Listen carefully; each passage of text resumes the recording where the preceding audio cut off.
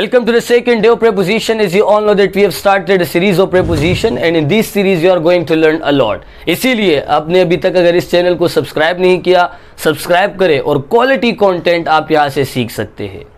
So in the previous class मैंने आपको preposition की definition बताई थी और ये भी कहा था कि use of different preposition आप डिफरेंट जगहों पर इस्तेमाल करते हो. इसका कोई ऐसा रूल नहीं है जहां पर ये फिक्स हो जाएगा कि यहां पर आप सिर्फ ये ही प्रेपोजिशन इस्तेमाल करते हो. Yes, there are some exceptions, उनको हम डिटेल से डिस्कस करेंगे.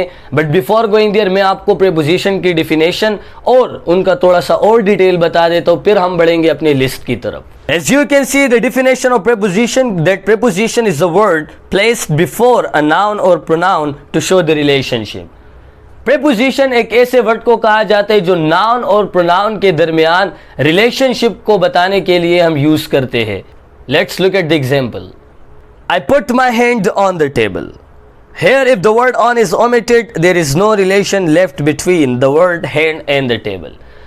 आपको एक मिसाल दी गई है कि आई put my hand on the table. इसका मतलब है कि मैंने टेबल पर अपना हाथ रखा. अगर आप यहां से ऑन को रिमूव कर देते हो तो आपके हाथ और टेबल के दरमियान कोई रिलेशन शो नहीं होगा. I put my hand the table हो जाएगा, which gives no sense of relationship to us.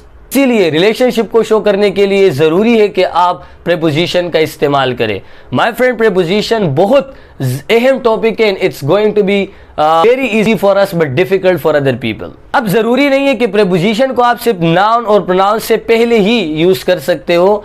There are so many other position और प्रेपोजिशन जिसको हम बाद में भी डिस्कस करेंगे. Now you will see here preposition is used to express basic relationship between words. You can express the relation of time and place by the use of preposition. As you can see in the example, I can meet you on Friday. मतलब यहाँ पर preposition of time के बारे में बताया जाता है कि मैं आपसे फ्राइडे वाले दिन मिलूंगा.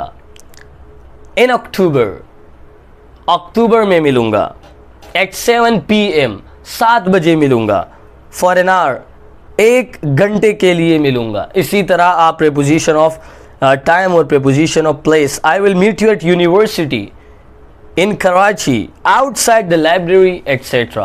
तो आपने देखा कि preposition of time, preposition of place ये भी preposition की kinds है जिनको हम later on discuss करेंगे. But before going to that आपको preposition की list जानना बड़ा ज़रूरी है. फिर हम बारी बारी preposition पर बात करेंगे. Now my friend, as you can see on the screen list of preposition, और यहाँ पर सबसे पहले जो शुरू के 3 हैं, एट, ऑन और इन, ये इनकी डिटेल ज़्यादा होती है. इनमें एक्सेप्शंस पार्ट भी है.